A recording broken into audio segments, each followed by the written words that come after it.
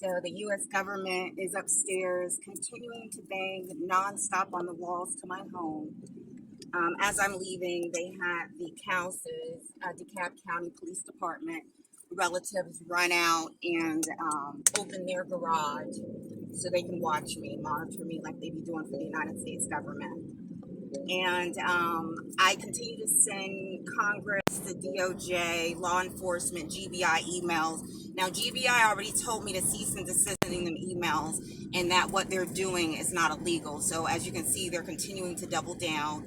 They have aerial surveillance over my home. They have the neighbors banging on the walls, both sides nonstop. The visa exchange students violating immigration laws, coordinating with the United States government, engaging in bribes and cons to, I guess, stay longer for their visa. There was an article in the paper of a fire department, an entire fire department, and the chief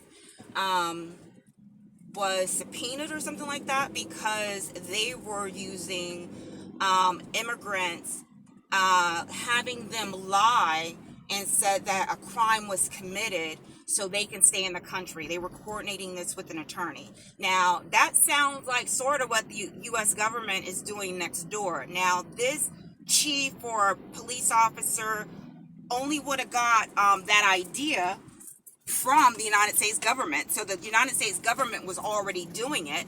He just decided to continue doing it. So they got ticked off at him and decided to charge him, but they're still allowing all the other nonsense to go on